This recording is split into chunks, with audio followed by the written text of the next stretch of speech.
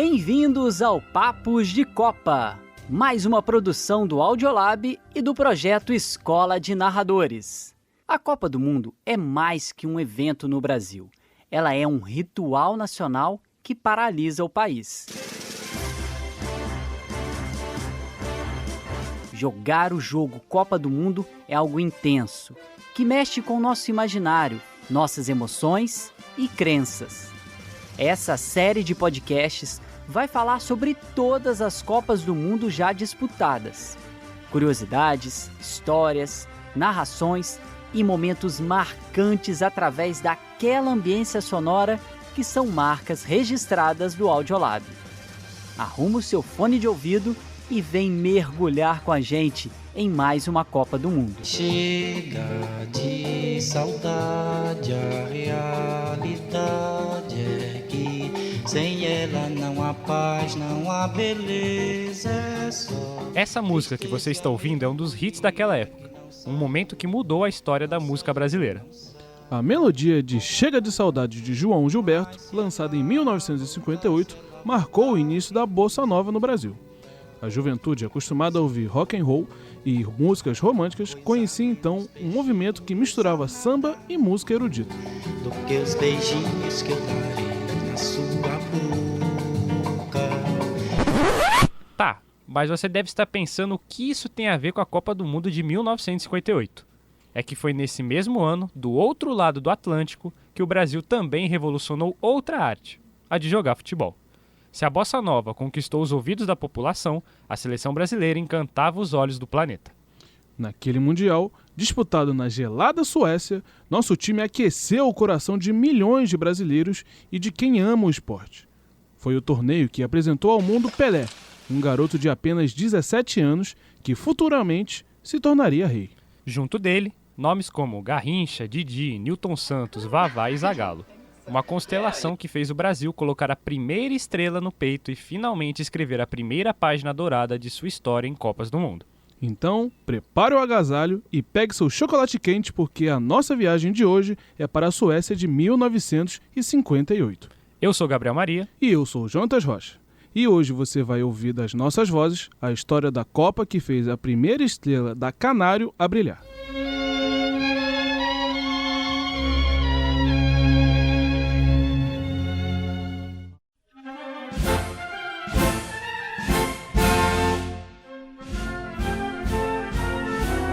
Antes de falar da preparação da seleção canarinho para a Copa, precisamos contextualizar a situação que o Brasil vivia naquele período.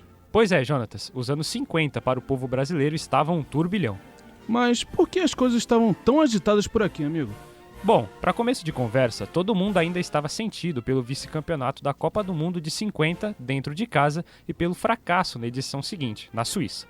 Vixe, teve essa parada aí, né? Sim, mas não para por aí. Além de um abalo gigantesco no futebol, anos depois o país passou por uma grande crise política. Cê é louco. Que zica vivia o Brasil. Mas que crise foi essa? Simplesmente a morte do presidente do país, Getúlio Vargas. Vargas, presidente da República em exercício, havia se suicidado em 1954. Chamado por muitos como pai dos pobres, Vargas estava sofrendo uma enorme pressão dos militares e da oposição, liderado pelo jornalista Carlos Lacerda. Então, para evitar um golpe militar, ele preferiu tirar a sua própria vida. A notícia rapidamente se espalhou pelo país e chegou aos ouvidos do povão. As principais emissoras de rádio trouxeram a notícia, mas foi o repórter Heron Domingues, da Rádio Nacional, que trouxe em primeira mão a informação que chocou o Brasil.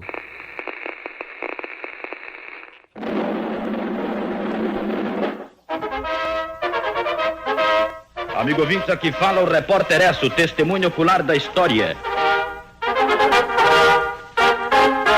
E atenção! Acaba de suicidar-se em seus aposentos no Palácio do Catete o presidente Getúlio Vargas. Logo após o anúncio da morte, a carta testemunho de Vargas foi lida ao vivo para todo o país. Mais uma vez, as forças e os interesses contra o povo coordenaram-se e novamente se desencadeiam sobre mim. Não me acusam, insultam, não me combatem, caluniam e não me dão o direito de defesa. Precisam sufocar a minha voz e impedir a minha ação para que eu não continue a defender o povo e principalmente os humildes. Tenho lutado mês a mês, dia a dia, hora a hora, resistindo a uma pressão constante, incessante, tudo suportando em silêncio, tudo esquecendo, renunciando a mim mesmo para defender o povo que agora se encontra desamparado. Escolho este meio de estar sempre convosco. Cada gota do meu sangue será uma chama imortal na vossa consciência e manterá a vibração sagrada para a resistência. Ao ódio respondo com o perdão, e aos que pensam que me derrotaram, respondo com a minha vitória. Meu sacrifício ficará para sempre em sua alma, e meu sangue será o preço do seu resgate. Tenho lutado de peito aberto. O ódio, as infâmias, a calúnia não abateram meu ânimo. Eu vos dei a minha vida. Agora vos ofereço a minha morte. Nada receio. Serenamente dou o primeiro passo no caminho da eternidade e saio da vida para entrar na história. Com essas duas notícias chegando ao conhecimento dos brasileiros, populares ocuparam ruas e praças em todo o país e atacaram sedes de partidos de oposição, principalmente da UDN, além de jornais alinhados ao udenismo e quartéis vistos como inimigos do povo brasileiro. Gritos de "Mataram Getúlio! Mataram Getúlio!" entoavam nas manifestações nas cidades do Rio, São Paulo, Porto Alegre, Belo Horizonte e em capitais do Nordeste. Um verdadeiro caos. As coisas se acalmaram posteriormente no país com uma troca de governo após um turbulento período. O país começou a se modernizar, urbanizar e a crescer a esperança após a chegada de Juscelino Kubitschek e sua política desenvolvimentista. E o povo começou a se sentir otimista com as mudanças, planejamentos e principalmente com a modernidade. Ok, agora chega de política. Vamos falar de bola. Calma, calabreso. Era importante contextualizar como estava a mente do brasileiro naquele momento histórico. E vimos que a coisa não estava tão boa. Verdade. Imagina aí, crise e caos político com tentativa de golpe. Futebol decepcionando na Copa do Mundo. Isso me parece familiar. Enfim, vamos falar de futebol. Relembrando um pouco os últimos episódios dessa série, ouvimos de Gabriel Silva e Pedro Ataíde todos os detalhes sobre a Copa de 50 no Brasil. E de Daniel Guedes e Miguel de Paula, a Copa de 54 na Suíça. Ambas com o Brasil sendo mogado. E o questionamento que o torcedor brasileiro tinha na cabeça era: como um time com jogadores extremamente habilidosos não conseguia conquistar o título mundial? Muitas teorias foram criadas sobre isso. Por exemplo, que o Brasil havia sido prejudicado em algumas edições da Copa. Outros ainda falavam de um time desfalcado ou da soberba dos jogadores com a competição. Bom, no velho continente, analistas cravaram qual era o problema do time brasileiro. Pô, e qual seria? A cabeça. Ixi, alerta de Laílio Supremo. Seriedade do programa, mano. Mas de fato o problema dos jogadores era a cabeça. Me explica essa parada, mano. Eu realmente não entendi. Vamos lá. Todos reconheciam a qualidade técnica individual, a improvisação, a malícia e a ginga dos jogadores brasileiros. Mas faltava algo primordial para qualquer time: o senso tático e a organização. De fato, é o mínimo para qualquer time que sonhe em ser campeão. Outros fatores pontuados sobre as deficiências dos jogadores brasileiros foram descomprometimento coletivo e principalmente a imaturidade e falta de confiança na tomada de decisão. E o Brasil deixou tudo isso bem claro, né? Principalmente com a falta de organização. Em 1955, a seleção canarinho conquistou a Taça Bernardo O'Higgins em 2 jogos contra o Chile e a Taça Oswaldo Cruz, também em 2 jogos, mas dessa vez contra o Paraguai. Tá bom, pô. Ganhou as competições, onde está o erro? Nas 4 partidas disputadas, foram 4 treinadores diferentes num curto espaço de tempo. Loucura, né? Anota aí: Zezé Moreira, Flávio Costa, Oswaldo Brandão e Vicente Feola. Guarde bem esse último nome, pois ele será relevante lá na frente. O Brasil, de fato, estava perdidinho e sem confiança em seus treinadores.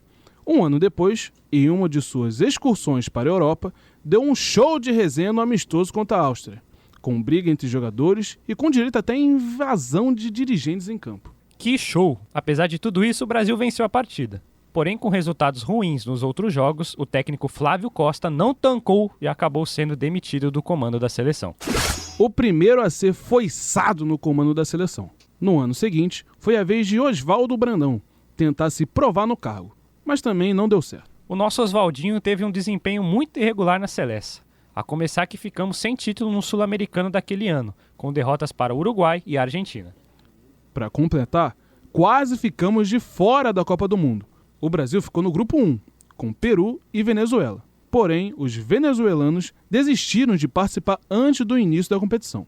Assim, a gente tinha apenas 2 partidas contra os peruanos para garantir a classificação para a Copa do Mundo. Era simples, mas foi difícil. No jogo de ida em Lima, Brasil e Peru ficaram no 1-1. O jogo da volta seria no Maracanã, e em caso de um empate, haveria um jogo extra para decidir o classificado. O estádio estava lotado, com um público de mais de 100 mil pessoas para assistir a partida, que levaria a seleção para a Copa do Mundo. O Brasil tinha que fazer bonito. De bonito, apenas o golaço de falta solitário de Didi que garantiu a vaga. Um estilo de cobrança que ficou conhecido como folha seca.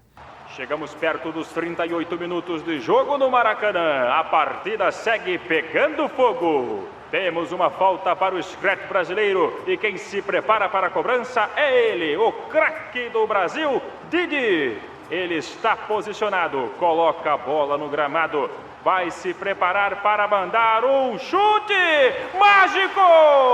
Incrível o que acaba de acontecer no Maracanã! Gol!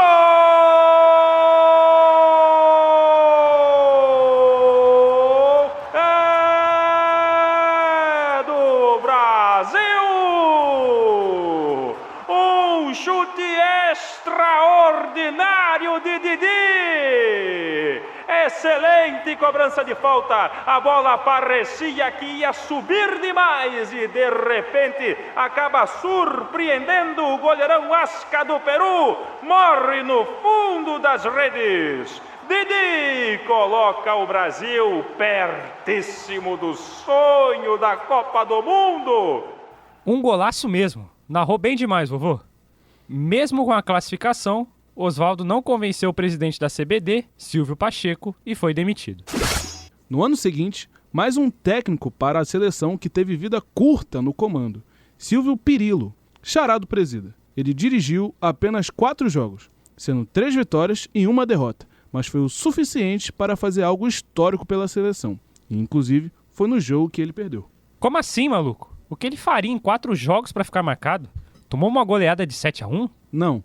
Mas o cara simplesmente foi responsável por dar os primeiros minutos ao menino Edson Arantes do Nascimento, o Pelé pela seleção. Ô louco, máximo respeito à lenda Silvio Pirillo. E adivinha, o menino de apenas 16 anos marcou na estreia contra os hermanos. Porém, não foi suficiente para evitar a derrota do Brasil em pleno Maracanã. E assim terminou o ciclo de Silvio na seleção. No caso dos Silvios, né? Em janeiro de 1958, após votação, a CBD tinha um novo presidente. O nome dele? João Avelange. Ah, o grande João come lanche. Ele mesmo. Mas pera, não foi ele que representou o Brasil em Olimpíadas na natação? Exatamente, nas Olimpíadas de Berlim em 1936 e em 1952 em Helsinki. Além disso, ele também foi chefe da delegação dos Jogos de Melbourne em 1956. Beleza que naquela época a Confederação Brasileira de Desportos cuidava de todos os esportes do país junto, mas isso não poderia impactar negativamente no futebol? Poderia, mas João foi humilde. Mesmo já tendo experiência como dirigente e chefe de delegação, buscou um especialista para ajudá-lo a cuidar do futebol. Humildaço. Ele foi atrás de Paulo Machado de Carvalho. Ele, que era visto com bons olhos por pessoas do meio esportivo, ganhou uma oportunidade duríssima para organizar a seleção. Chamado carinhosamente de Doutor Paulo, arquitetou um plano minucioso para levar o Brasil ao topo. De início, criou uma comissão técnica que trabalhasse em equipe. Além dos cargos de médico, preparador físico e supervisor, somavam-se 2 que estavam fora dos padrões do futebol. Paulo incluiu um psicólogo e um dentista na comissão da seleção, o que gerou muita repercussão entre a mídia e torcedores da época. Apesar da desconfiança das pessoas no período, não podemos deixar de destacar a importância do nosso pioneirismo na inclusão de um profissional de saúde mental num torneio de tamanha magnitude. De fato, Jonatas, foi um passo extremamente importante e inédito no esporte e que hoje vemos com mais frequência em clubes e seleções espalhadas pelo mundo. Paulo foi certeiro nessa.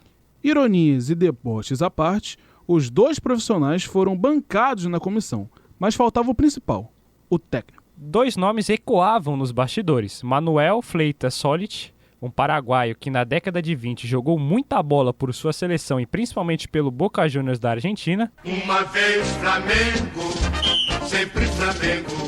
Aqui no Brasil, ele vinha se destacando no comando do colossal Flamengo.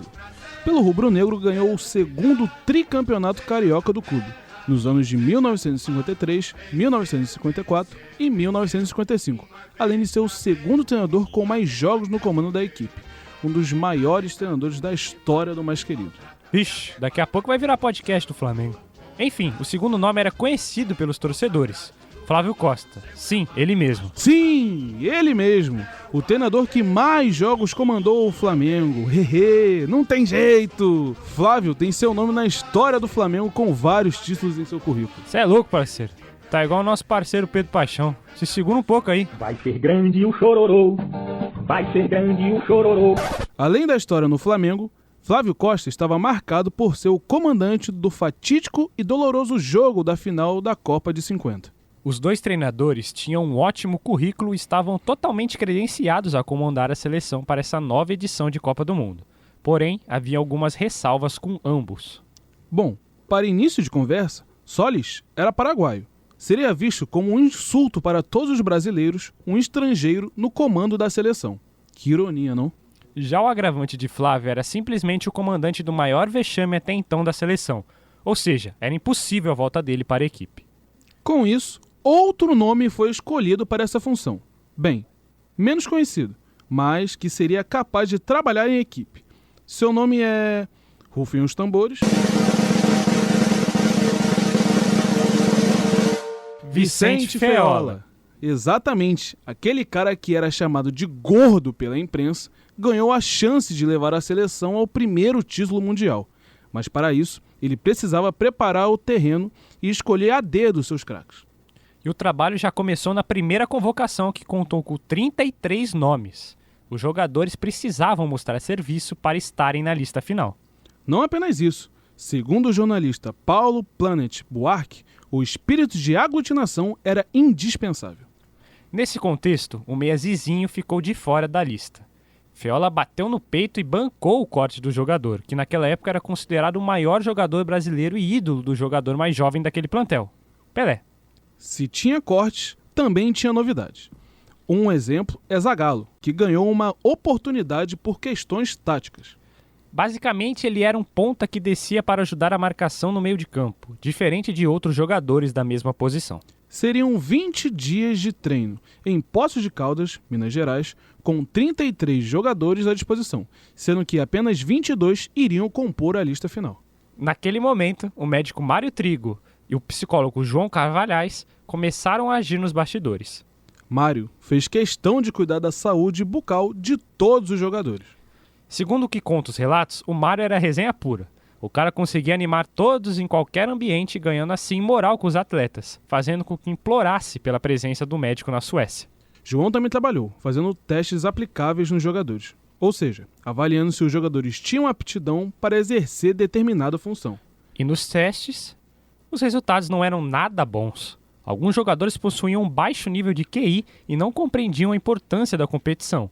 Outros eram infantis demais e outros irresponsáveis. Sabendo disso, Newton Santos, um dos veteranos do elenco, se reuniu com o psicólogo de portas fechadas e fez um pedido a ele. Ô doutor, tem um sujeito que talvez não seja capaz de acertar o mais fácil dos testes. Mesmo que ele erre tudo, aprove-o, pois vamos precisar dele nesta Copa. O lateral estava se referindo a Garrincha, um dos grandes jogadores daquele período. Além desse caso, um burburinho começava a borbulhar na mídia. Pois é, Biel. Haviam rumores, o famoso falaram, que Moacir, jogador do Flamengo, estava treinando melhor que Didi, que por sua vez não se esforçava nos treinos.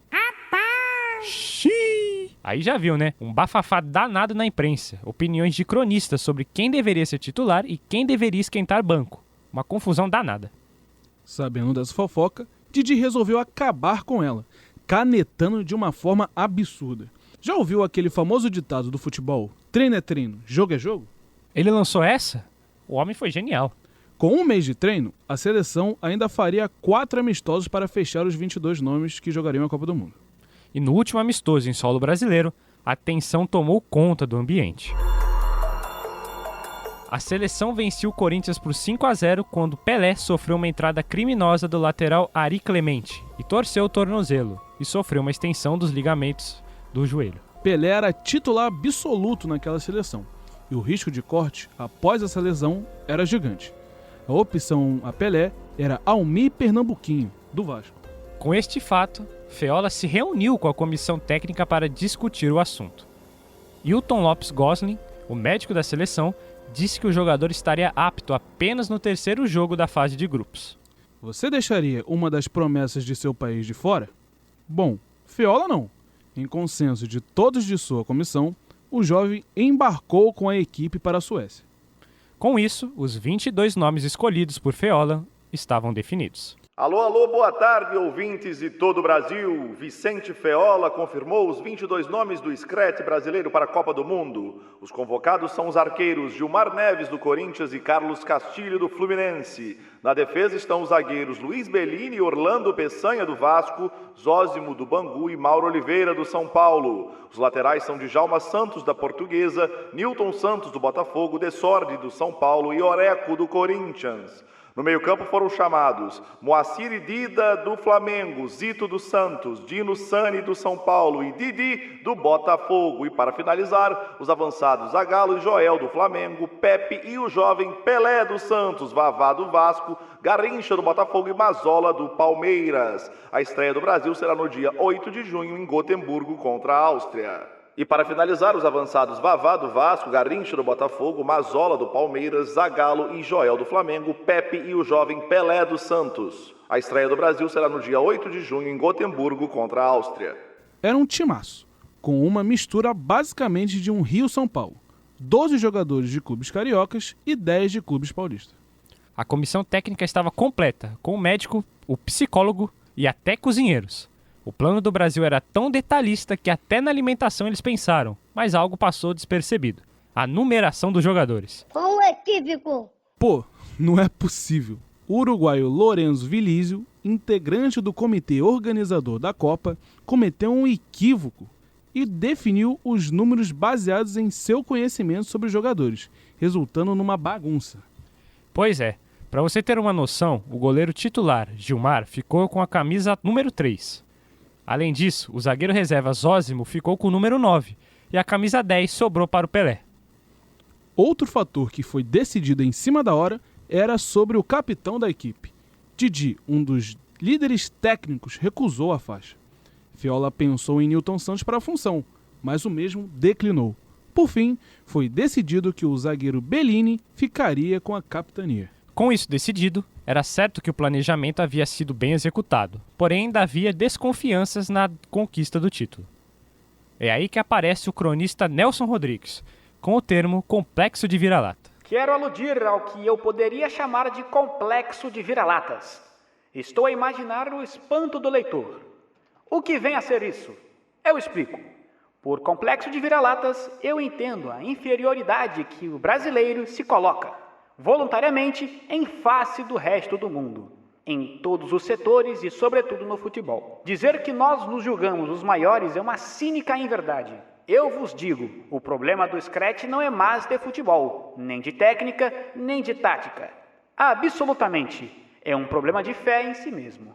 O brasileiro precisa se convencer de que não é um vira-latas e que tem futebol para dar e vender lá na Suécia. Uma vez que ele se convença disso, ponha-no para correr em campo, e ele precisará de 10 para segurar, como o chinês da anedota. Insisto, para o Scratch, ser ou não ser vira-latas, eis a questão. Fortes aspas do Mano Nelson. Pois é, apesar das desconfianças de parte da imprensa, era hora daquela equipe mostrar todo esse trabalho em prática, dentro de campo. Agora, vamos para a parte mais legal desse episódio, a parte na qual a ação começa. É hora de contar como foram os jogos e mostrar a trajetória da seleção nesta Copa.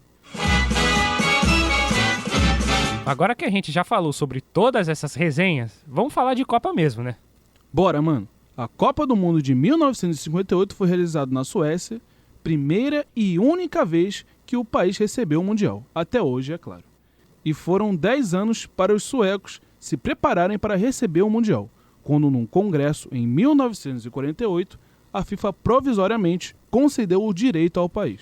Entre os dias 10 e 29 de junho, as cidades de Borås, Eskilstuna, Estocolmo, Gotemburgo, Halmstad, Helsingborgo, Malmo, Norrköping, Örebro, Sandviken, Solna, Uddevalla e Västerås foram palco dos embates entre as melhores seleções do mundo. O maior estádio do Mundial foi o Gamla Ullevi, que na época tinha a capacidade de abrigar 52 mil pessoas. E o menorzinho era o estádio de Tunavallen, que comportava 8 mil pessoas. Porém, mesmo sendo o maior estádio da competição, a final não foi realizada em Ullevi, mas sim no estádio Rasunda, que era o segundo maior, lugar hoje que está fechado. Todos os estádios foram reformados e um foi construído especialmente para a competição, o Idrottsparken, em Norrköping. E isso de construir estádios para a Copa do Mundo a gente conhece muito bem. Mas, Biel, alguns jogos do Mundial tiveram um público maior que a capacidade dos estádios. Pode isso? Rapaz, poder não pode, né? Mas na época, a fiscalização das autoridades não era das melhores. Então era comum no mundo todo esses casos de público superior à capacidade dos estádios. Isso aconteceu nas Copas anteriores também, por exemplo. Faz sentido. Isso até recorda algumas tragédias que aconteceram na história do futebol, justamente por causa dessa lotação. Pois é, infelizmente esse era um problema recorrente no esporte no século passado, principalmente. E agora, falando das melhores seleções do mundo, com poucas vagas entre elas, muitas favoritas fracassaram, ainda no caminho das eliminatórias, como por exemplo, Uruguai e Itália. Só país pesado aí, hein? A Azurra, bicampeã, ficou de fora da Copa pela primeira vez, e foi uma história bizarra. Nas eliminatórias, eles estavam em um grupo com a Irlanda do Norte e Portugal, e precisavam ficar em primeiro para se classificar.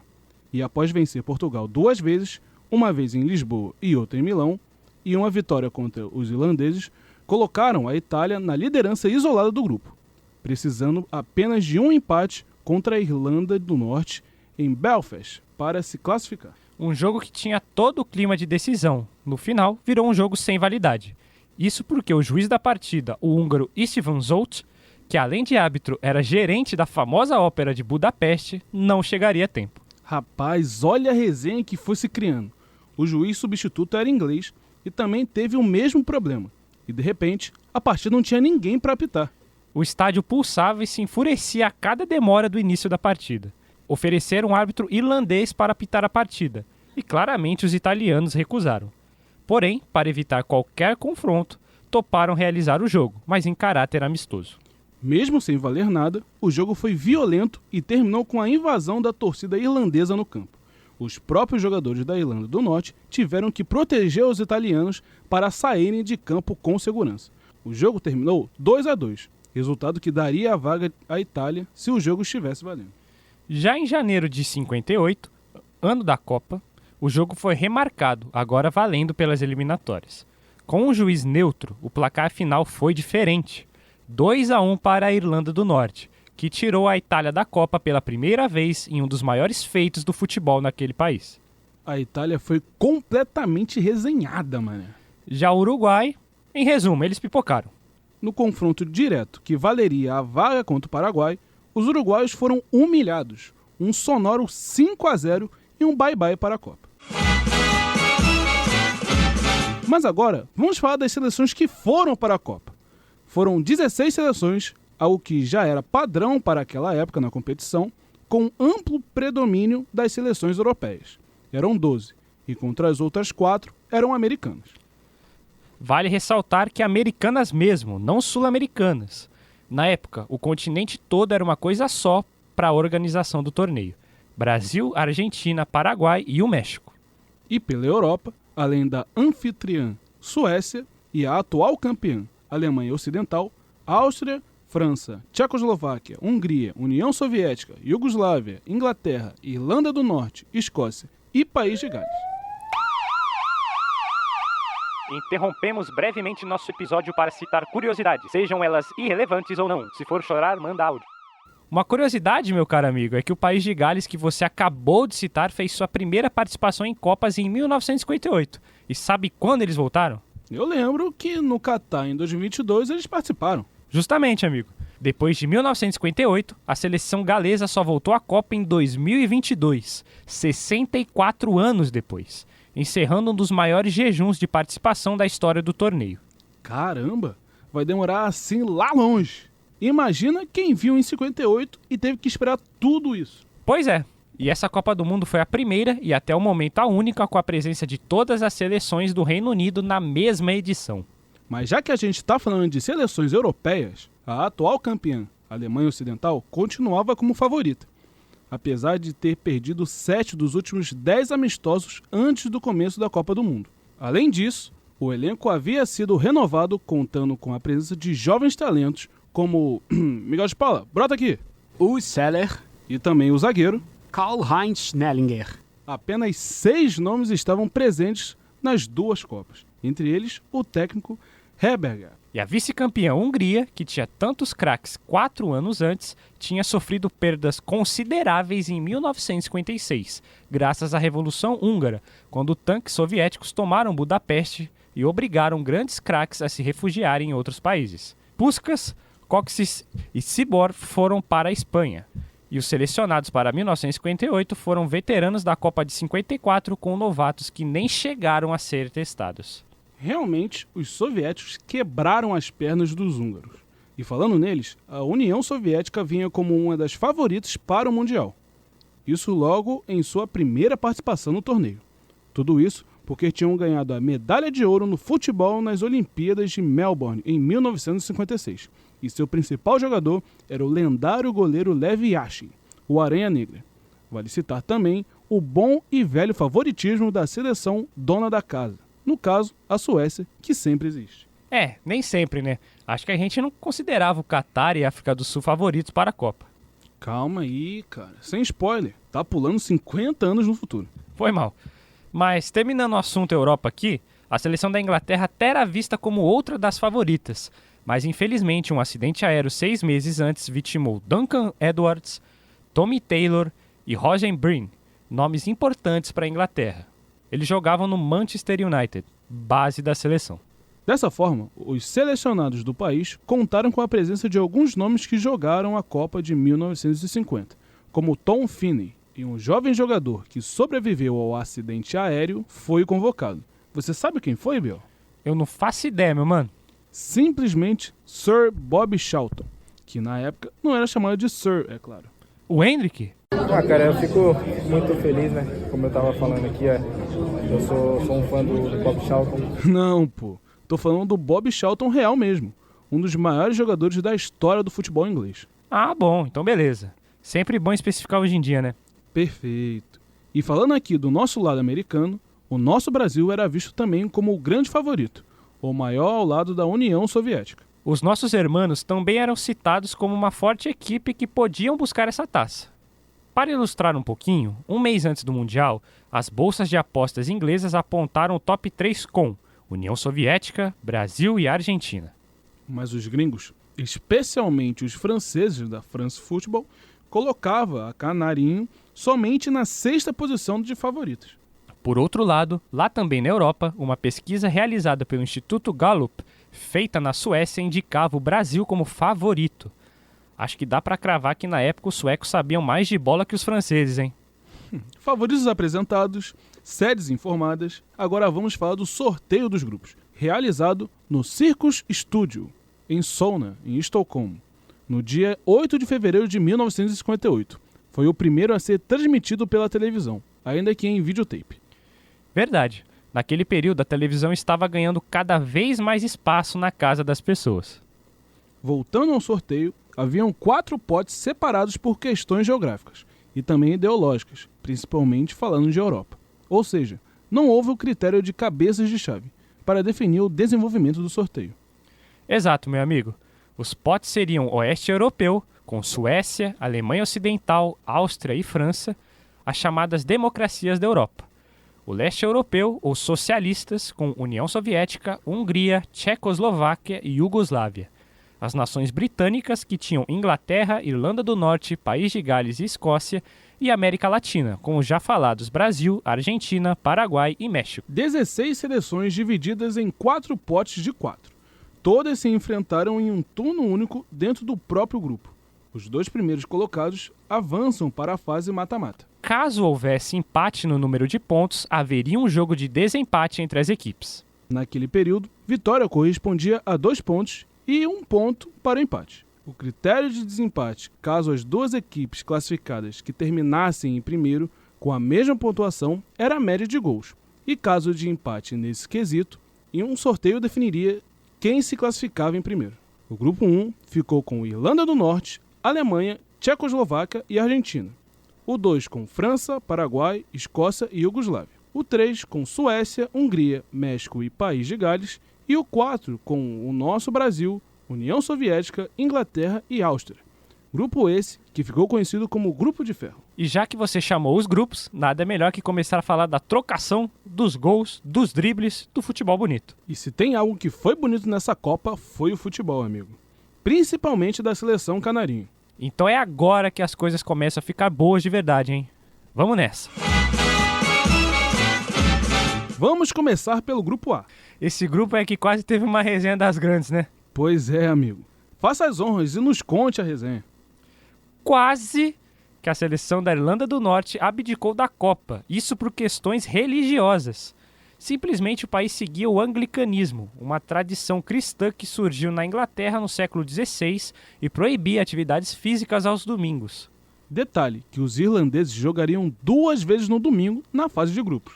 Foi necessário que o clero local autorizasse a participação dos jogadores, que assim viajaram para a Suécia com a consciência tranquila. E a bênção deu certo. A estreia, que coincidentemente foi no domingo, terminou com a vitória dos irlandeses, considerada a equipe mais fraca do grupo. 1-0 contra a Tchecoslováquia. Os alemães estrearam contra os argentinos e venceram fácil apesar do susto no início do jogo. Resultado final, 3-1. Na segunda rodada, os alemães acabaram ficando só no empate com a Tchecoslováquia, 2-2. Os tchecos abriram 2 gols de vantagem ainda no primeiro tempo, mas não conseguiram segurar o resultado positivo na segunda etapa e acabaram cedendo o empate. Já os hermanos venceram de virada os irlandeses, no jogo da estreia da lenda da Argentina, Ángel Labruna, que estava próximo de completar 40 anos no período. Os irlandeses nem aí pra nada abriram o placar no início do jogo, mas viram Corbata, Menendez e Avil marcarem os gols que deram a vitória para os argentinos. Com isso, o grupo estava totalmente aberto e todos com chances reais de classificação. E a terceira rodada era decisiva. Os alemães enfrentariam a Irlanda do Norte, enquanto os argentinos fariam um confronto duro contra a Tchecoslováquia. E... bom, a mogada nos hermanos foi grande. Eles ainda conseguiram levar a maior goleada daquela edição da Copa. Simplesmente 6-1 para a Tchecoslováquia. Vai falando. Enquanto isso, a Alemanha e a Irlanda do Norte empataram em 2-2. Com esse resultado, a Alemanha conseguiu se garantir em primeiro lugar com 4 pontos. Enquanto isso, os irlandeses fiéis iam para o jogo de desempate contra os tchecos. E foi na raça. Eles já tinham perdido o goleiro titular no último jogo do grupo e foram a campo com o goleiro reserva que se machucou no decorrer da partida. Ainda assim, se seguraram e conseguiram vencer o jogo, 2-1 para a Irlanda do Norte. Por fim, a Alemanha e a Irlanda do Norte conseguiram a classificação no grupo. Agora partimos para o grupo B, com França, a bruta seleção do Paraguai, a estratégica Iugoslávia e a tadinha Escócia. Mas por que a Escócia era tadinha, Biel? Foram para a Copa apanhar, simples assim. Eles somaram 1 ponto na competição e pelo menos 6 jogadores lesionados durante o torneio. Que isso, doidão? Isso tem alguma relação com o Paraguai? Exatamente, amigo. Os paraguaios, após tomarem um gritante 7-3 contra os franceses, resolveram não jogar mais futebol, mas sim apelar para a violência nos jogos seguintes. Deu certo contra a Escócia, mas os jugoslavos responderam na mesma moeda e no fim conseguiram se classificar passando invictos no grupo. O que mais surpreende é que o Paraguai não teve nenhum jogador expulso na competição. Os juízes estavam de sacanagem. A França, mesmo com a derrota para a Iugoslávia, se classificou em primeiro do grupo por conta do saldo de gols. E falando em gols... Interrompemos brevemente nosso episódio para citar curiosidades, sejam elas irrelevantes ou não. Se for chorar, manda áudio. Aquele foi o grupo com o maior número de gols daquela edição de Copa. Foram simplesmente 31 gols com média de 5,16 por jogo. Nossa, 31 gols em um único grupo? Seria esse o recorde em grupos de Copa do Mundo? Errou! Exatamente, mano Faustinho, ele errou. Não ironicamente, na edição passada, também no grupo B, foram marcados 41 gols. Rapaz, eles maltrataram a rede mesmo. Não teve jeito. Pô, algum cara deve ter farmado gols pra caramba só nesse grupo.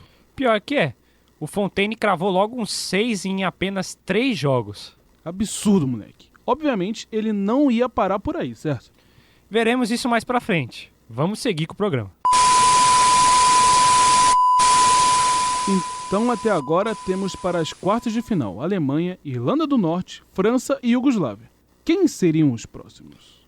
Sem mistério, vamos seguir adiante. Indo para o grupo C, dos anfitriões, os suecos fizeram uma fase de grupos muito segura. Na estreia, venceram o México com direito até a abertura e discurso do rei Gustav VI Adolf. Simonson fez o que seria o primeiro gol daquela edição. E aí não vai ter jeito. Breno, vem cá! Nosso Brenaldo vai contar pra gente como foi que Simonson deu alegria ao povo sueco. Ultrapassamos a marca dos 17 minutos da primeira etapa. Em jogo muito disputado no estádio de Rasunda, Suécia e México vão empatando sem gols pela primeira partida do Campeonato Mundial de Futebol de 1958. Mas vem a Suécia para o campo de ataque, para uma nova investida, para uma nova ofensiva. Desce o time sueco, agora com Lindholm. Ele arma a bola para a perna canhota, pintou inversão de jogo para o lado esquerdo. Com Skoglund, ele balança para cima da marcação do mexicano. Vai até a linha de fundo, pintou cruzamento para Simonson e é gol! Gol, gol, gol! Sueco! Simonson marca o primeiro tento da partida, o primeiro tento da Copa do Mundo de 1958. Simonson abre o placar para os donos da casa. Agora, a Suécia tem 1 e o México tem 0. Mandou muito bem, Breno. Que narração impecável. Ainda falando da Suécia, eles venceram a Hungria e se deram o luxo de empatar com o país de Gales na última rodada. O México teve função de saco de pancadas do grupo, mas ao menos conseguiram pontuar e fazer seu primeiro gol na história das Copas do Mundo. A vaga de segundo lugar ficaria com Hungria e País de Gales. Ambos terminaram com 3 pontos e foram para o jogo de desempate. Apesar das perdas pesadas, a Hungria tentou reeditar o futebol ofensivo e de qualidade. Porém, acabou perdendo o jogo de desempate de virada para os galeses e deu adeus precocemente à competição. Com isso, Suécia e País de Gales avançaram para as quartas de final. Bom, não estão sentindo falta de ninguém, não? Brasil! Do Brasil, pô. Vamos falar logo do grupo D. O tal Grupo de Ferro, como citamos anteriormente, foi bem bom e cheio de histórias. A seleção não teria caminho fácil pela frente. A estreia seria logo de cara contra a Áustria. Depois enfrentaria os ingleses e terminaria a fase de grupos contra os soviéticos. E na primeira partida, o Brasil foi a campo com a seguinte escalação. Alô, alô, turma do rádio! Bom dia a todos os camaradas ligados conosco nesta jornada esportiva. Chega neste instante a escalação oficial da seleção brasileira para a grande final contra a Suécia. No arco, Gilmar. Na defesa, Djalma Santos, que entra no lugar de Sordi. O capitão Bellini, Orlando e o veterano Nilton Santos. No meio de campo, Zito e Didi, o príncipe etíope da bola. Pelas pontas, Garrincha, o anjo das pernas tortas. E Zagallo, a formiguinha incansável. No ataque, o garoto Pelé, nossa grande esperança. E Vavá, o artilheiro da turma. Em instantes, amigos do Brasil, voltaremos em definitivo para o pontapé inicial da decisão no estádio Rasunda. O esquadrão estava escalado e logo na estreia, um bom 3-0 contra os austríacos, com um show de Mazzola e Nilton Santos, que participaram dos 3 gols. Em simultâneo, Inglaterra e União Soviética empataram em 2-2, com uma ajudinha da arbitragem para os ingleses. O juizão István Zsolt, aquele mesmo, marcou um pênalti inexistente para a Inglaterra, no final do jogo, que acabou resultando no gol que garantiu um empate na partida. Era melhor focar só em gerir a ópera. Enfim, na segunda rodada, agora era contra eles, os ajudados ingleses. Antes da partida, o goleiro Yashin quis resenhar com o nosso goleiro Gilmar. Simplesmente, ele passou a visão para o nosso paredão sobre o atacante dos caras, um tal de Kivan. Nas disputas pela bola contra os goleiros, o atacante deixava o cotovelo de propósito para atingir os arqueiros adversários. Sabendo dessa info, Gilmar saiu dando joelhada em geral nas bolas aéreas, o que atrapalhou o ataque inglês. A seleção acabou parando no McDonald's. Não tô falando deles não, rapaz. Me refiro ao Colin McDonald. Esse lanche é novo? Esse é o goleiro dos caras que parou o ataque brasileiro e fez várias defesas importantes. Ah, tá. No finalzinho, o atacante Mazzola perdeu um gol à la David debaixo da trave e o jogo terminou em 0-0. Aquele foi o primeiro 0-0 da história das Copas. Fun fact agora. Após o apito final, os jogadores ficaram perdidinhos e não sabiam o que ia acontecer. Eles pensaram que teria uma prorrogação para tirar o 0 do placar. Por fim, ambos receberam um ponto e precisavam de um resultado positivo no último jogo, principalmente os ingleses. No outro jogo do grupo, a União Soviética venceu os austríacos e ficava próximo de se classificar. Com isso, a Áustria estava eliminada da competição e jogaria o último jogo contra os ingleses, sem chances de classificação. Enquanto isso, na seleção, os bastidores borbulhavam com pedidos de algumas lideranças do elenco para o técnico Vicente Feola. O pedido era simples: escalar Zito, Pelé e Garrincha como titulares para a partida contra a União Soviética. O jogo era de extrema importância e valia a vaga para o mata-mata da competição. Flexível e aberto a conversar com os jogadores, Feola ouviu o pedido de Didi, Pellini e Nilton Santos para escalar o trio.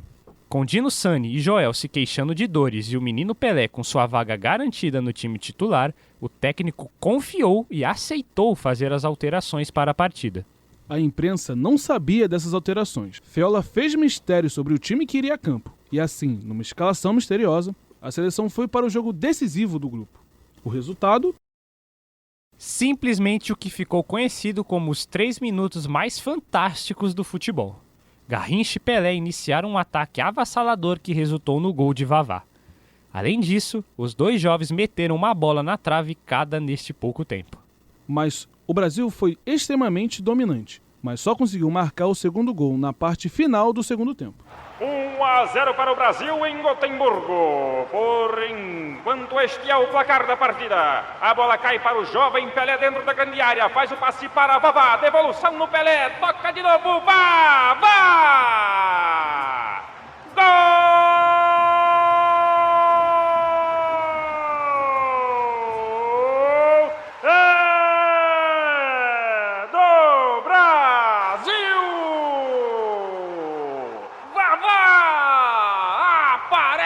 De novo o artilheiro do Brasil, um gol espetacular de Vavá, após tabelinha linda com o jovem Pelé. Agora o placar marca: Brasil 2, União Soviética 0, terror para os soviéticos em Gotemburgo.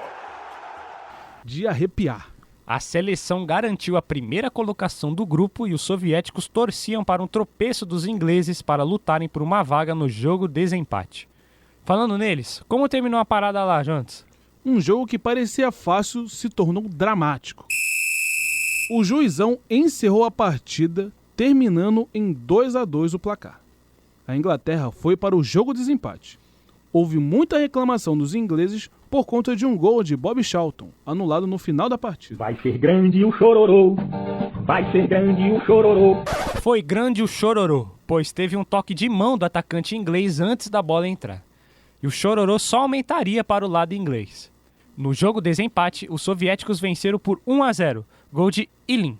O jogo foi tenso do início ao fim, com direito a bolas na trave, gol anulado da Inglaterra e boas atuações do goleiro Yashin e do zagueiro Voinov. Com isso, Brasil e União Soviética foram os últimos classificados e se juntaram a Alemanha, Irlanda do Norte, França, Iugoslávia, Suécia e País de Gales. Todos os jogos aconteciam no mesmo horário e agora a parada ficaria de verdade. As quartas de final pegariam fogo. Anota aí para você não esquecer os confrontos. Calma aí, pode falar. Alemanha contra a Iugoslávia, Suécia contra a União Soviética, França contra a Irlanda do Norte e o Brasil contra o País de Gales. Rapaz, de novo a Alemanha e Iugoslávia se enfrentariam? Exatamente, e novamente nas quartas de final.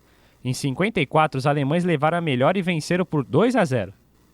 Mas dessa vez as coisas seriam diferentes, né? Não vai não! Não foi diferente. Um único gol garantiu os alemães na próxima fase. O ponta Helmut Hahn, apelidado de... Vem cá, Miguel de Paula. Der Boss. O chefe em alemão marcou o gol da classificação.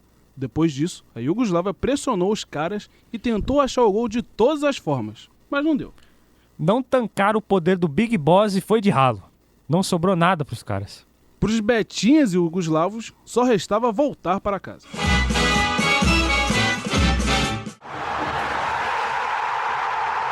Estão ouvindo esse som? Parece som de torcedor, não? Exatamente, amigo. Essa era a arma dos suecos, o seu 12º jogador, a torcida. Além disso, o técnico George Rayner fez uma mudança tática na equipe, colocando o ala Lindholm como meio ofensivo. Os soviéticos enfrentaram o forte cansaço do jogo de desempate contra os ingleses. Só um leve detalhe, foram apenas 2 dias de descanso de um jogo para o outro. Um absurdo sem tamanho. Para termos de comparação, os suecos tiveram 5 dias para se prepararem para o duelo.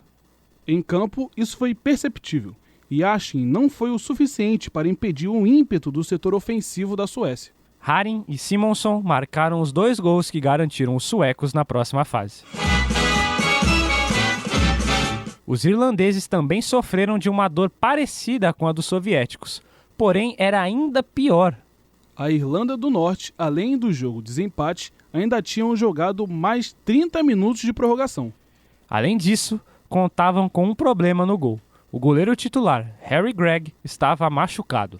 Aí você deve estar se perguntando, cadê o goleiro reserva? Norman Upritchard. O tal goleiro reserva estava tão machucado quanto o titular e não tinha nenhuma condição do jogo. E com isso, os irlandeses não tinham um terceiro goleiro em sua delegação. Gregg foi no sacrifício para a partida. Poderíamos contar uma história de superação, mas a realidade é muito dura e o esperado aconteceu. Um verdadeiro amasso dos franceses. 4-0 fora os ameaços. O goleiro Gregg até segurou bem a França no primeiro tempo, mas na segunda etapa, com a Irlanda sem forças e com um campo pesado e escorregadio por causa da chuva, os franceses confirmaram seu favoritismo e avançaram para a semifinal. Por fim, sobrava apenas uma vaga entre Brasil e País de Gales. Os 2 times vinham com desfalques no ataque para a partida. O Brasil já não contava com Vavá, que sofreu um corte profundo na perna no jogo contra os soviéticos. Com isso, Mazzola voltava ao time titular. Já os galeses perderam o atacante John Charles, que se machucou no jogo de desempate contra a Hungria. Colin Webster ganhou a chance de jogar a partida. Com esse desfalque, o técnico de Gales, Jimmy Murphy, adotou a retranca como estratégia para segurar o Brasil e achar um gol. Mas será que daria certo? Não podemos negar a competência deles. O jogo foi um completo ataque contra a defesa, e eles se defendiam muito bem. Além disso, eles contavam com a sorte do lado deles. Mazzola quase abriu o placar num lance inacreditável, mas parou na trave. Eles só não contavam com a estrela de um menino de apenas 17 anos, Edson Arantes do Nascimento, o Pelé. Estamos na reta final da partida, em jogo válido pelas quartas de finais da Copa do Mundo de 1958. Jogo entre Brasil e País de Gales. Estamos na marca dos 28 minutos da segunda etapa. E lá vem Brasil descendo para o campo de ataque. A bola é no Didi, de cabeça, deixou para Pelé, matou no peito, tirou a bola do zagueiro, bateu pro gol! Gol, gol, gol, gol! É do Brasil! É de Pelé, Pelé, Pelé! Faz o seu primeiro gol no Campeonato Mundial de Futebol. E o primeiro do Brasil na partida. quando o jogo estava difícil, quando o jogo estava complicado, aparece Edson Arantes do Nascimento, o jovem de apenas 17 anos, para abrir o placar. Em Gotemburgo, o Brasil vê o caminho se abrindo rumo às semifinais da Copa do Mundo, porque o selecionado brasileiro tem 1, enquanto o país de Gales tem 0. Esse gol chorado foi o primeiro gol de Pelé em Copas do Mundo e fez com que o Brasil fosse para as semifinais. Com apenas 17 anos e 239 dias, ele se tornou o mais jovem jogador a marcar um gol na Copa do Mundo. Suécia, Alemanha, França e Brasil. Essas eram as 4 melhores seleções do mundo. Quem levaria a taça para casa? Pois é, meu amigo, é hora de emoção.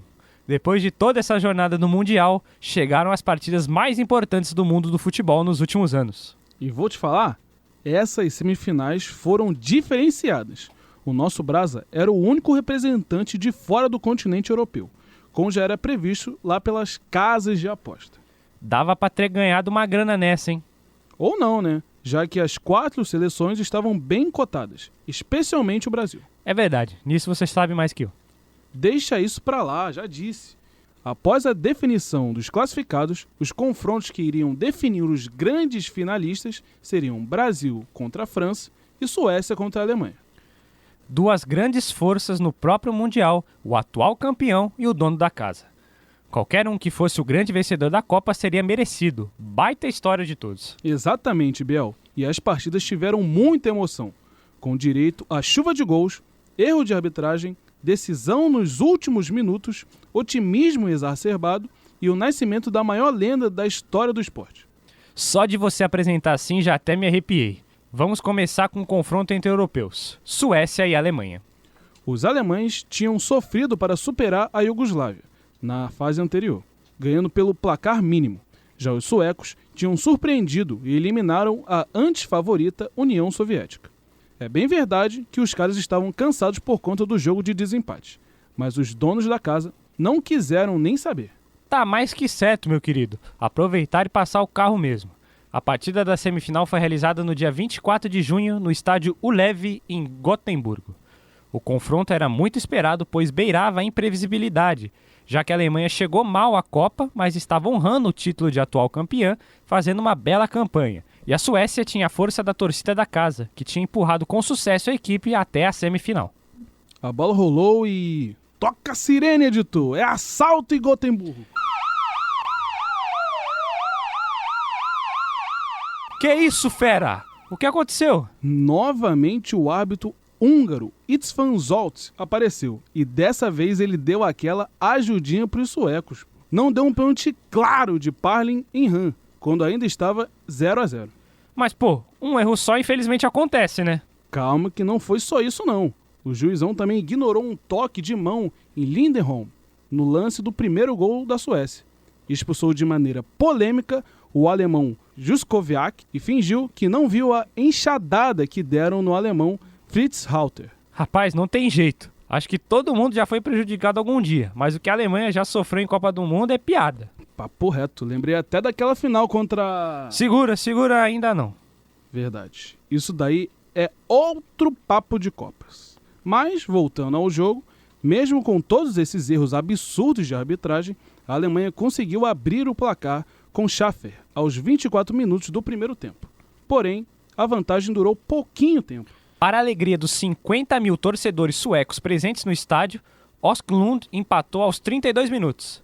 E foi com aquele famigerado toque de mão na jogada que você disse pra gente, Jonas. Seria esse o Guds Hand? O que ele disse? Que isso, cara? Virou sueco agora? Calma, meu lindo. Só comparei a mão do Lindenholm com aquela mão do Maradona, La Mano de Deus.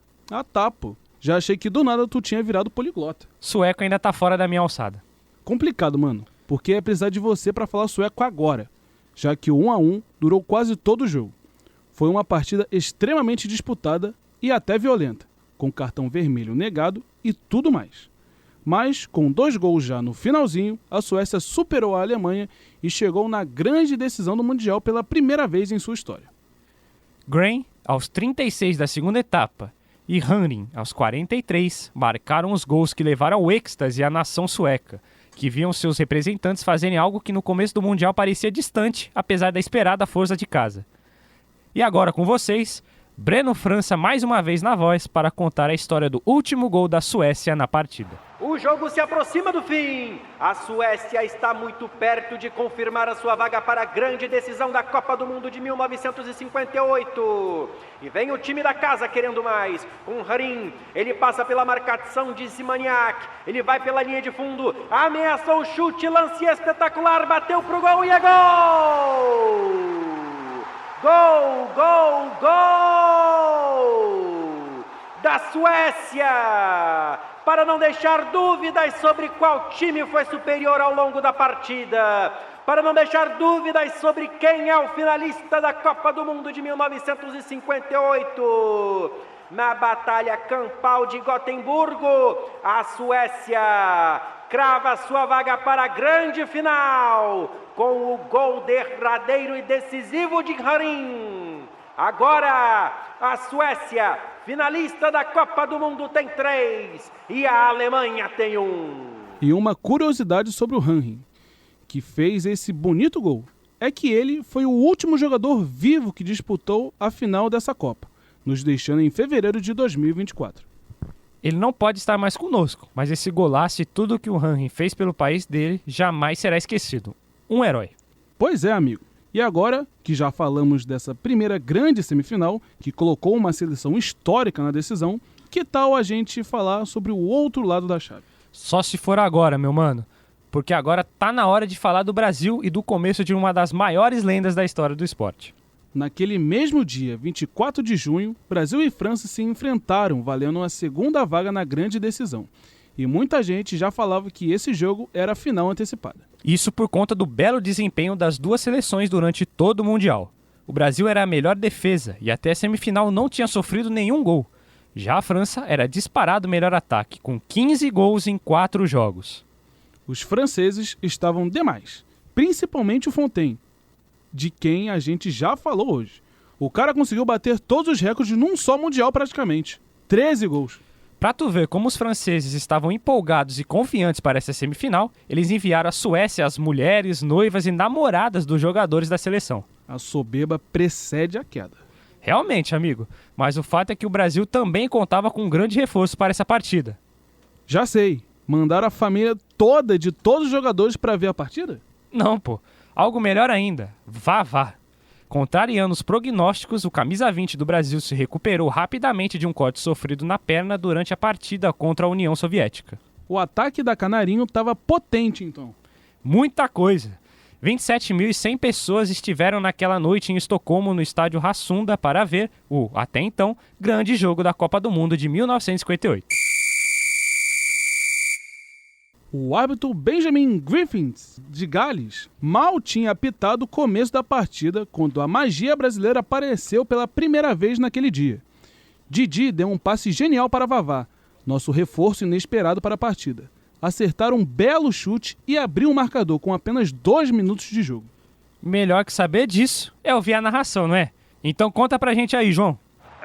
Semifinal da Copa do Mundo de Futebol no estádio Rassunda, em Estocolmo, na Suécia. O Scratch brasileiro enfrenta o Scratch francês pelas semifinais. 0-0 é o que marca o placar. A bola fica com Garrincha na ponta direita. Tenta finta para cima da marcação. A bola acaba sobrando com Didi. Manda o lançamento acionando o Vavá dentro da grande área. Ele mata no peito. A bola cai no gramado. Vavá! Gol!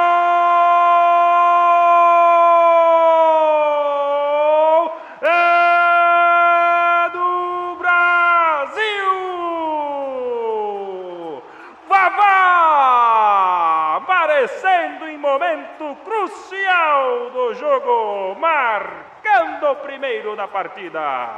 Aparece o atacante brasileiro recuperado de um corte na perna para deixar o Brasil tinindo. O Brasil começou com um pé direito, mostrando que seu ataque também era de elite.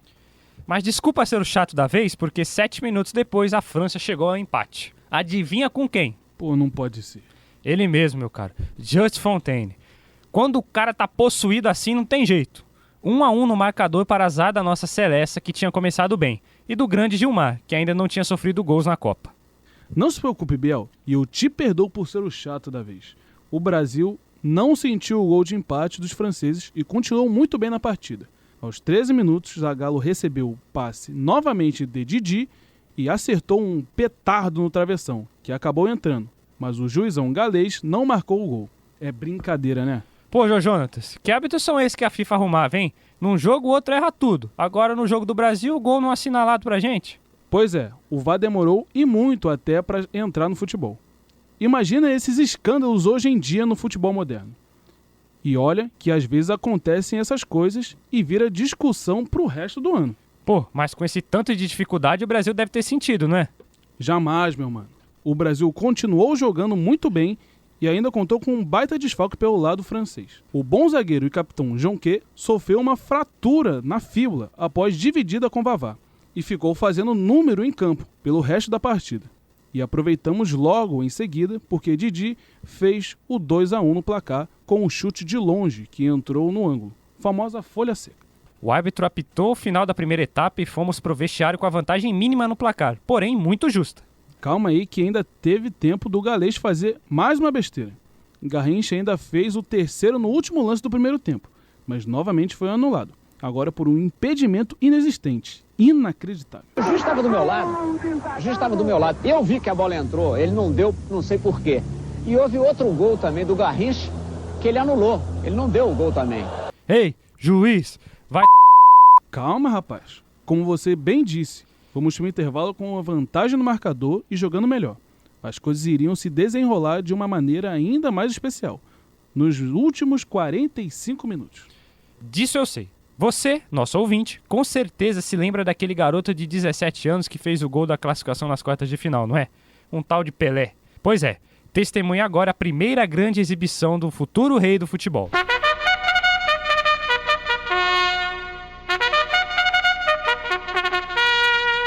Uma introdução à altura do nosso rei. Valeu, Ramonzinho. E com o antes-zagueiro Jonquet, agora isolado na ponta esquerda, o Brasil cresceu e deitou na partida, com um show de Pelé. Um gol aos 8 minutos, outro aos 19 e, para fechar, aos 31, jogando na última pá da cal na França. Um verdadeiro show mesclando técnica e oportunismo que a gente viria a conhecer muito bem. O rei era diferenciado mesmo, hein? O famigerado hat-trick logo numa semifinal de Copa do Mundo, com direito a golaços e até um dos gols mais fáceis da carreira dele. Imagina o climinha que devia estar lá na parte da arquibancada com as mulheres dos franceses, hein? Minha nossa. Nem me fale. Com 5-1 no placar, não restou nada para os franceses, que se preocuparam mais em bater nos nossos jogadores do que jogar bola. O Vavá até saiu machucado após o quarto gol, mas nem a violência dos adversários assustaram o nosso futebol bonito. Os caras levaram a sério demais aquela máxima de perder no campo, mas ganhar na porrada. Exatamente. E eles até conseguiram descontar no fim, com o Piantoni, mas o resultado da partida já estava mais do que definido. 5-2 e classificação brasileira para a grande final da Copa do Mundo. Uma atuação de gala da seleção brasileira que chegava em sua segunda final de Copa do Mundo. A segunda nas últimas 3 edições e agora querendo de uma vez por todas expurgar o fantasma do Maracanaço. Longe de sua casa, frente aos donos da casa. O desafio do Brasil era tão difícil quanto aquela partida contra o Uruguai 8 anos antes. E o rumo tinha de ser diferente para salvar uma geração inteira de brasileiros e brasileiras que sofreram aquele trauma histórico. Antes da derradeira partida do Mundial de 58, no sábado, dia 28 de junho, Alemanha e França se enfrentaram pela tradicional decisão de terceiro lugar. Tá aí um jogo que ninguém quer jogar, né? Exatamente, Biel. Mas também dá pra dizer que ninguém quer perder. Bem melhor se despedir da Copa do Mundo com uma vitória, para amenizar um pouco a dor da derrota de não estar na final. Isso com certeza. E mais uma vez as equipes nos serviram um prato cheio de entretenimento. É bem verdade que a seleção alemã vinha com muitos desfalques. Juskowiak, suspenso, e 4 jogadores machucados fizeram falta aos alemães. 25 mil pessoas viram a partida que começou de um jeito bem comum naquele Mundial. Gol de Fontaine aos 16 minutos, marcando o primeiro de 4 gols naquele dia. A Alemanha até chegou a empatar aos 18 com Cislarzik, mas de pênalti, Copa colocou novamente os franceses na liderança do placar aos 26 minutos. Copa, aquele mesmo que dá o nome ao prêmio de melhor jogador jovem do mundo, na mesma premiação da Bola de Ouro. E ainda na primeira etapa teve tempo de Fontaine marcar mais um gol, levando 3-1 para o intervalo. Acho que não vai dar para os alemão, hein? Alerta de Laele. Calma aí, rapaz. De qualquer forma, no segundo tempo, o artilheiro da Copa ainda guardou mais 2 e Du fez o último gol dos franceses na partida. A Alemanha também marcou mais 2 gols na segunda etapa com Hahn e Schaffer. Placar final, 6-3 para a França. Aquela chuva de gols característica das Copas. Que beleza! E com essa vitória, os franceses comandados pelos 13 gols de Just Fontaine foram embora da Suécia um pouco menos tristes. Inclusive, até hoje, ninguém conseguiu bater o recorde de gols de Fontaine, que é o de mais gols numa só edição de Copa do Mundo. E olha que até 2022 eram 7 jogos no máximo, um a mais que o Fontaine disputou. Vamos ver se agora, com 8 jogos a partir de 2026, alguém consegue. Considerando que o futebol hoje em dia é muito mais competitivo e tático que naquela época, é bem difícil imaginar que isso vá acontecer.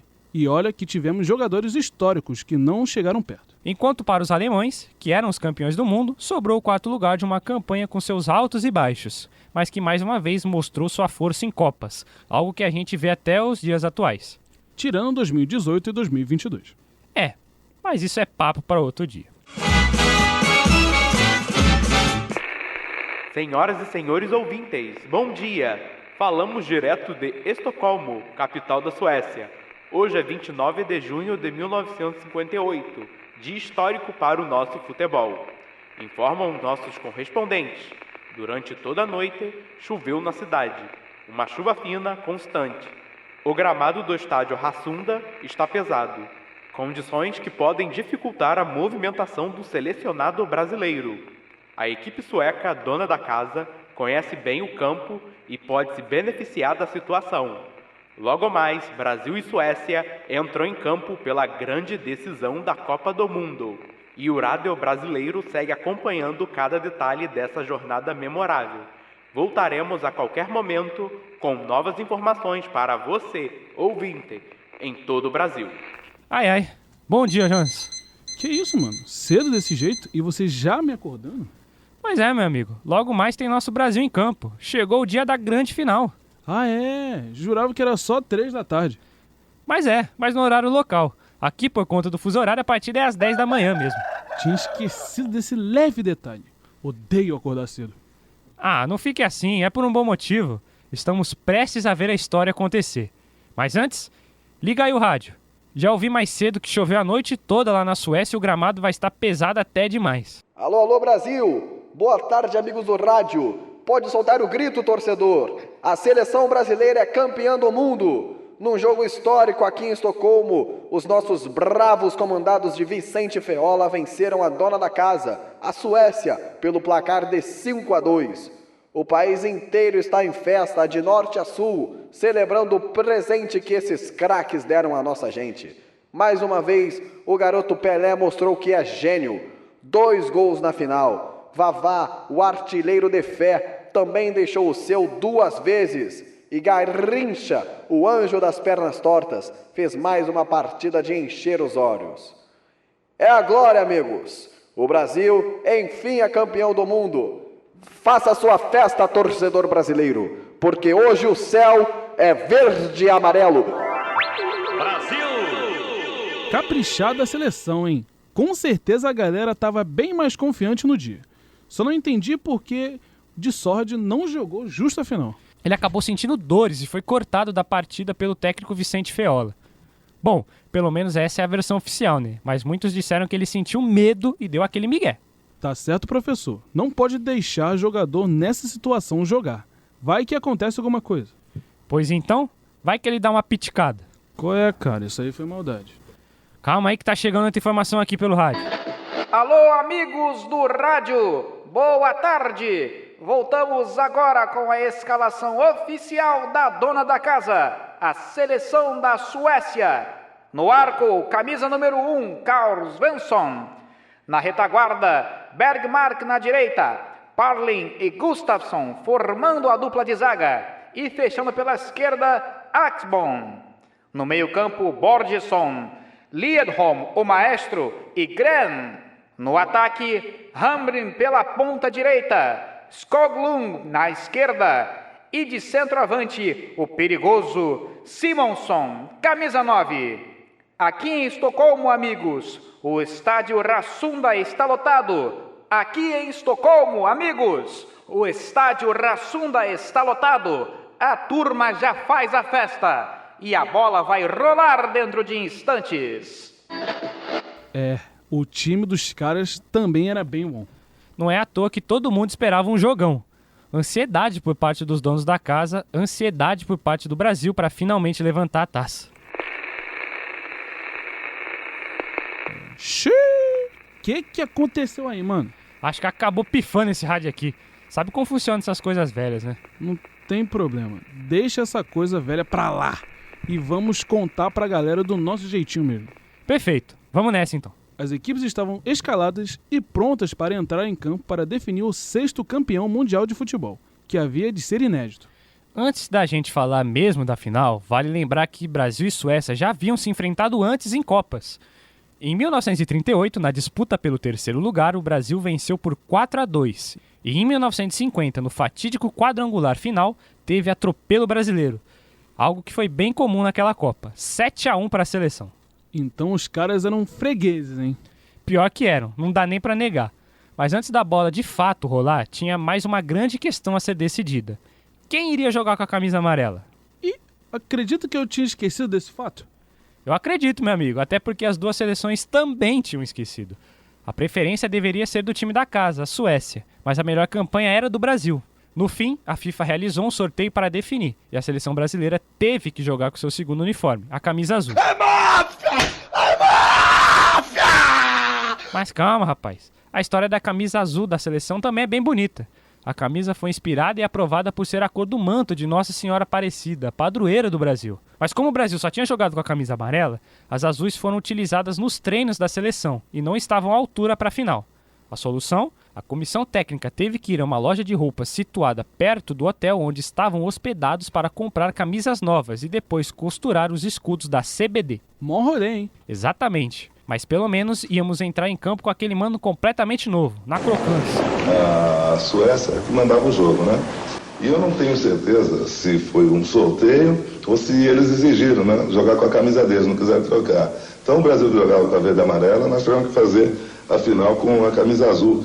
As equipes entraram em campo e o gramado tá seco? Que isso? Não tinha chovido a noite toda? Choveu e choveu bastante, mas antes da partida começar, os suecos secaram o gramado, para que o jogo pudesse ser o melhor possível e não prejudicar os brasileiros. Baita atitude dos donos da casa, hein? Cansamos de ver times que usam justamente o gramado ruim como arma no futebol.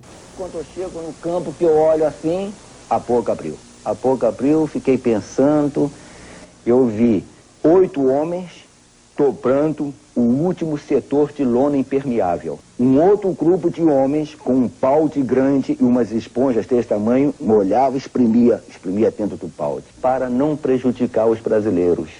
Só mesmo o povo sueco. A partida seria transmitida ao vivo para 11 países europeus, mas aqui no Brasil iríamos acompanhar pelo rádio. Ah, o rádio. O técnico da Suécia, Jorge Reynor, acreditava que o Brasil viria mal para a partida, sem seu lateral direito titular e a camisa canarinho. Um gol logo no começo da partida para os suecos deixaria a maré bem a favor dos donos da casa. Bom dia, amigos do Brasil! Estamos ao vivo, direto de Estocolmo para a grande decisão da Copa do Mundo da Suécia. O estádio Rassunda está completamente tomado. São quase 50 mil torcedores, camaradas, fazendo uma festa inesquecível. De um lado, a forte seleção sueca, dona da casa. Do outro, a nossa brava seleção brasileira, pronta para escrever história.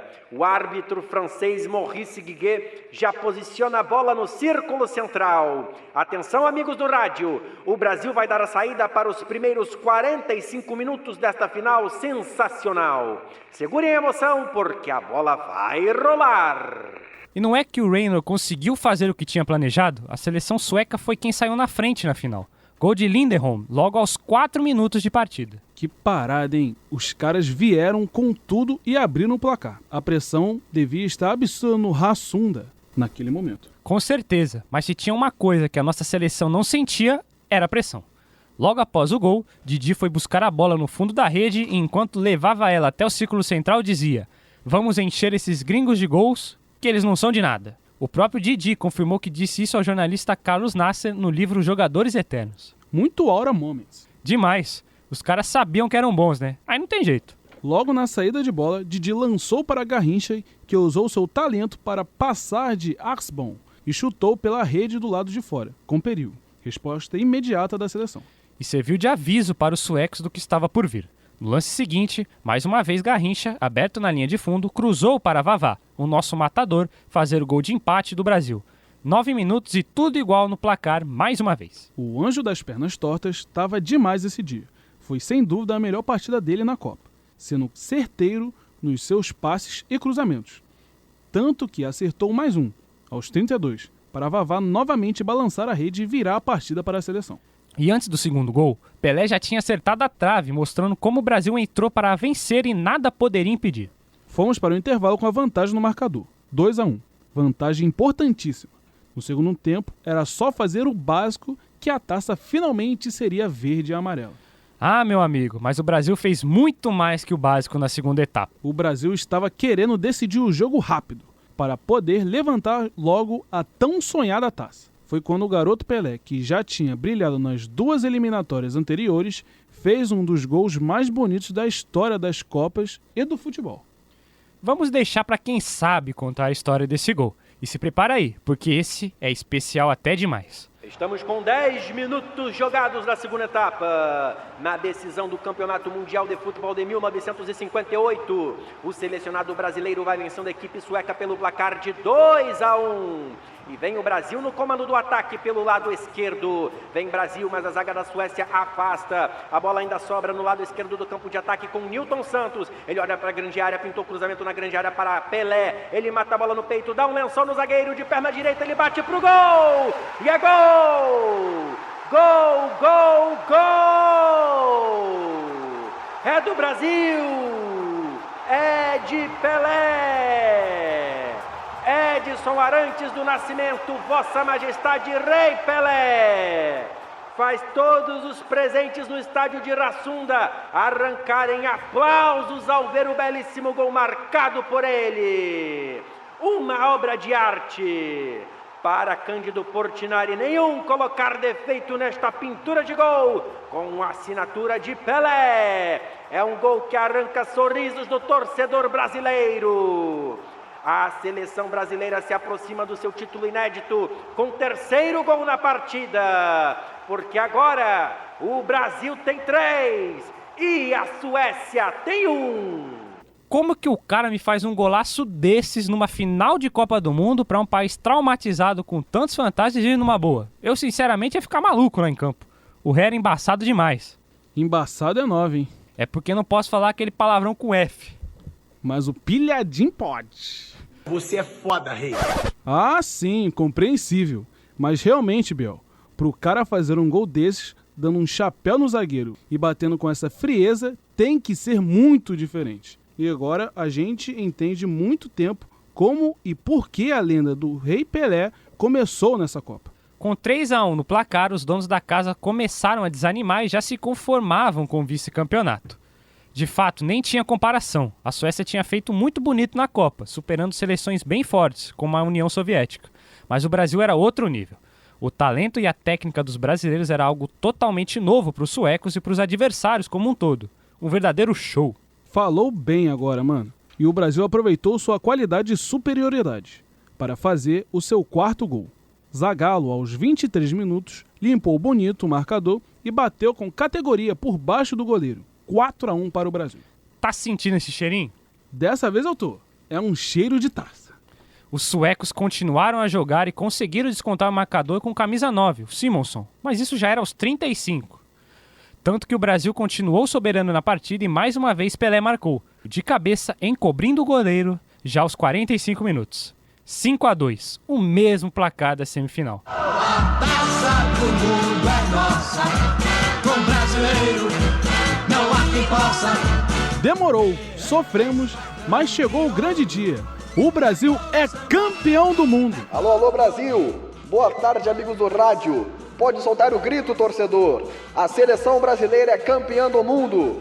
Num jogo histórico aqui em Estocolmo, os nossos bravos comandados de Vicente Feola venceram a dona da casa, a Suécia, pelo placar de 5-2.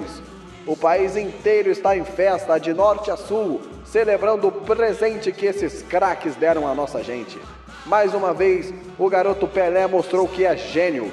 2 gols na final. Vavá, o artilheiro de fé, também deixou o seu 2 vezes. E Garrincha, o anjo das pernas tortas, fez mais uma partida de encher os olhos. É a glória, amigos! O Brasil, enfim, é campeão do mundo. Faça sua festa, torcedor brasileiro, porque hoje o céu é verde e amarelo. Acho que poucas vezes o país viu uma festa tão grande e tão bonita igual essa. Um peso do tamanho do mundo saindo das costas da nação e dos jogadores, é claro. Exatamente. Teve choro do Rei Pelé depois do apito final de tanta emoção. Uma campanha perfeita da nossa seleção, invicta, para lavar a alma. Pelé, Garrincha, Vavá, Didi, Zagallo, Nilton Santos, Bellini, Djalma Santos, Gilmar, Pepe, Zito, Tissordi e tantos outros jogadores eternizaram seus nomes na história do Brasil e do futebol, é claro. Na hora de receber a taça, o capitão Bellini não sabia muito bem o que fazer e se sentia acuado pelos inúmeros fotógrafos que estavam querendo captar o grande momento. Então, meio que sem querer, ele ergueu o troféu, criando uma tradição. O nosso capitão de 58 foi quem criou e eternizou esse gesto, que até hoje é repetido por todos os campeões no futebol. E para agradecer a hospitalidade do povo sueco, que sempre foi muito elogiada por todos, os jogadores do Brasil fizeram a tradicional volta olímpica, com a taça também com a bandeira da Suécia. Acho que assim a torcida da casa ficou um pouco menos triste, né? Sem dúvidas, meu amigo. O Brasil encerrou a sua campanha vitoriosa com 5 vitórias e um empate. Foram 16 gols marcados e 4 gols sofridos. A melhor defesa da Copa do Mundo. E assim se encerrou a primeira grande jornada vencedora da nossa seleção. O começo perfeito, que após tantas dores e traumas daquele que viria a se tornar o país do futebol. Taça do mundo é nossa, com brasileiro não há quem possa. Foi uma viagem tanto essa, né? Muita coisa. Falamos, nos cansamos, mas no fim valeu a pena, uma baita oportunidade de poder contar essa história que, na verdade, começa em 1950. Com certeza, é sempre bom poder falar das glórias do nosso Brasil. Para encerrar o nosso papo, nada mais justo que contar algumas curiosidades e estatísticas da Copa. Vamos nessa! Interrompemos brevemente nosso episódio para citar curiosidades, sejam elas irrelevantes ou não. Se for chorar, manda áudio. O maior público do Mundial foi a partida entre Brasil e União Soviética pela fase de grupos e que terminou com vitória nossa. 50.928 pessoas assistiram a partida no estádio Olev, em Gotemburgo. E o pior público foi entre País de Gales e Hungria. A partida de desempate que os galeses ganharam por 2-1, somente 2.823 pessoas viram esse jogo. Rapaz, os jogos do Goitacás do nosso grande Léo Puglia dá muito mais público que essa peleja aí. Não é difícil também, pouquíssima gente mesmo. O melhor ataque foi o da França, com 23 gols em 6 jogos, uma média de quase 4 gols por partida. Também não podia ser diferente, né? Com Fontaine cansando de fazer gol. Mas a maior goleada não foi dos franceses, e sim da Tchecoslováquia para cima dos nossos irmãos, 6-1. Fico muito triste com uma notícia dessas. E também teve um outro fato inédito envolvendo o Brasil na Copa. A partida entre a seleção e a Inglaterra foi o primeiro 0-0 da história dos mundiais. Não foi um bom jogo mesmo do Brasil, mas que contou com um ótimo Gilmar, para pelo menos salvar um pontinho e depois sair como campeã invicta. Falando no grande Gilmar dos Santos Neves, cometeram uma grande injustiça com ele posteriormente. O goleiro da melhor defesa da competição não foi eleito para a seleção da Copa. Acredita? Impossível! Numa Copa com o Gilmar e Yashin, não tem como esse cara ter ganhado. Pois é, a FIFA elegeu os seguintes jogadores: Harry Gregg, da Irlanda do Norte, no gol. Os defensores foram todos brasileiros: Nilton Santos, Bellini e Djalma Santos, que precisou de um jogo só para ser eleito o melhor da Copa. No meio tivemos Didi, o francês Raymond Kopa, o sueco Gunnar Green e o Danny Bluntflower da Irlanda do Norte. No ataque, a dupla brasileira Pelé e Garrincha estiveram ao lado do artilheiro Just Fontaine. E vou te falar que senti falta do Vavá também. Jogou muito e foi um dos artilheiros da nossa seleção. E falando em craques brasileiros, o meio-campo Didi foi eleito Bola de Ouro, o melhor jogador da Copa. E o garoto Pelé, que só tinha 17 anos, ganhou como o melhor jogador jovem. É até redundante dizer isso, mas a chuteira de ouro ficou com Fontaine e a luva de ouro ficou com Harry Gregg. A taça do mundo é nossa, com brasileiro não há quem possa. Brasil! Fecha a conta e passa a régua, meu amigo. Falou, meu mano. Sempre uma ótima experiência estar contando grandes histórias como essa ao lado de você, meu parceiro. Não fala assim que eu fico emotivo. Gosto muito também de estar ao seu lado. E aqui também fica os nossos agradecimentos, em especial à galera que nos ajudou a gravar esse episódio. Nosso Mr. Felipe Mostardo na coordenação e no acervo utilizado nesse podcast, Breno França e João Barbosa pelas narrações, Johnny Chavão, Miguel de Paula, Pedro Paixão e Léo Puglia pelas locuções. Um grande abraço e um grande obrigado também ao nosso mestre da edição, Ramon Lemes. Gênio! Brasil! E é claro que todos nós aqui agradecemos a você, caros ouvintes do podcast que estiveram conosco até aqui ouvindo essa linda história. Eu sou Gabriel Maria e é sempre bom lembrar, o Papos de Copa é o ERJ na Copa. Eu sou o Jonatas Rocha e o Audiolab é o ERJ em todo lugar. Valeu! Não há quem possa, eita esquadrão.